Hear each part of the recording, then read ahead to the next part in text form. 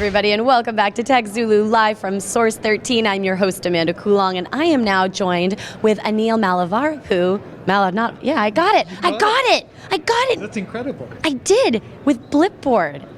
I remember talking before, and this whole notion of I'm in a city that, well, I know San Francisco now, so it doesn't really work as well here, but I go to a new city and I want to know what's going on. What are the cool things that are happening?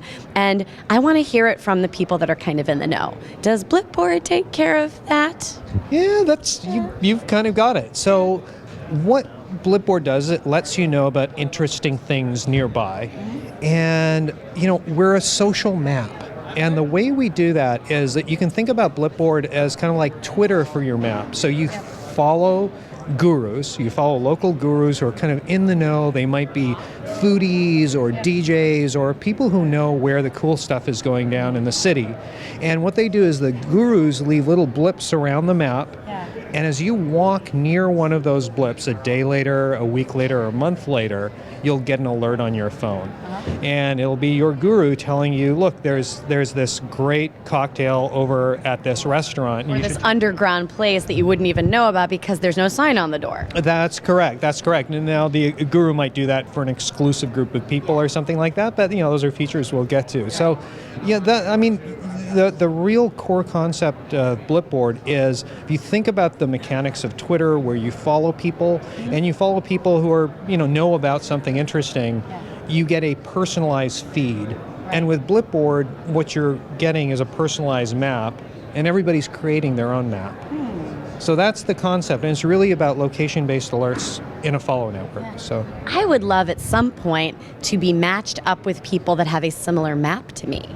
Oh, that's definitely an interesting thing, like how you discover the right people to follow and to get alerts from, or that's something that we're working on. The whole interest graph, everyone keeps talking about the interest graph, and I think that could be an interesting layer that you add to Blipboard at some point. There you go, product roadmap advice via Amanda Coulong. Yeah, that's good.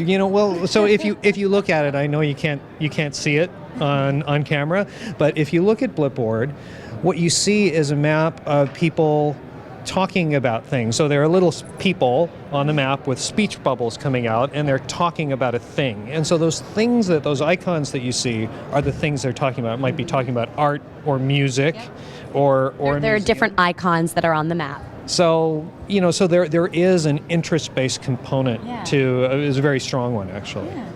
So where are you at with the company now since we last spoke? So we just put it onto the App Store, and I guess this is the most public announcement we've had about it. So we've been in the App Store just a small number of weeks, and we've really been doing some engagement with early users. We got out of the test flight sandbox, and we're just starting to get the app rolling. So, are you focusing mainly on San Francisco for now? It's entirely San Francisco now, and we're examining other markets that we'll expand into. Well, we might know of a market in Southern California that would maybe want to test it out. So it's a pretty good one. I think there are probably some interesting people that I would like to know what they recommend down in LA. So certainly. So where did the idea originally come from for you?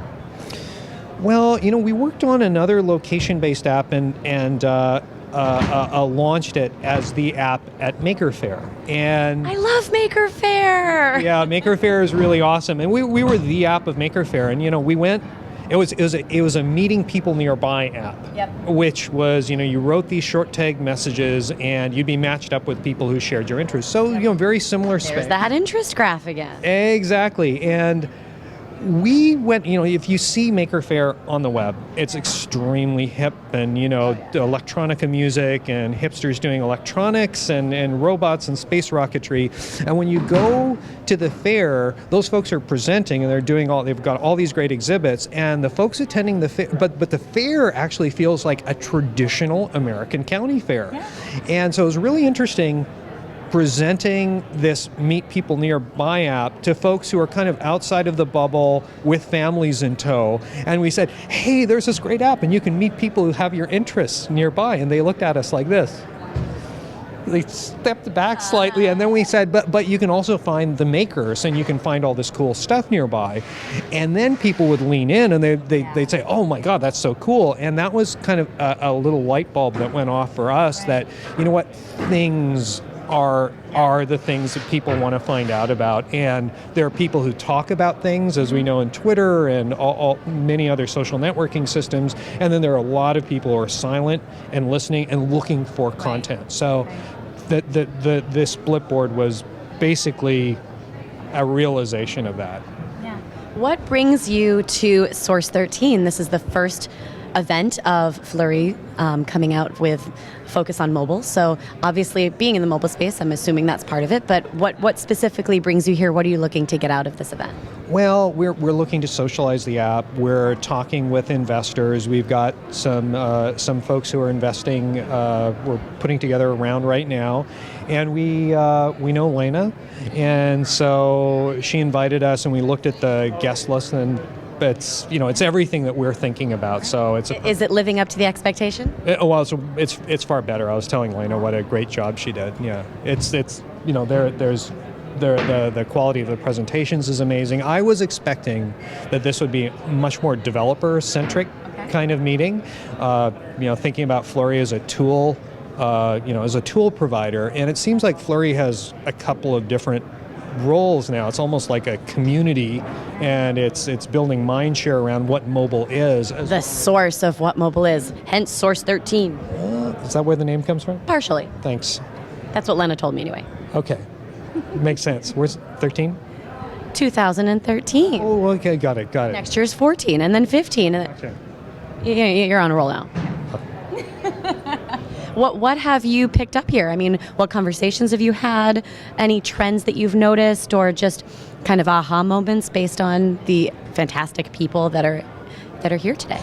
Well, it was interesting to hear. The feeling I've had over the past year is that there's definitely been a focus on enterprise and traditional transactional plays. This is one thing that I noticed right at the beginning of the conference, and I can't remember who was speaking about this, but they noticed, it was actually the fellow from Goldman Sachs talking about the shift back to more consumer plays, which is music to my ears, of course, because this last year, there's definitely been a big focus on transactional plays and platform plays that are for developers. Things that were, I think we swung back, and it sounds like we're swinging in the other direction now.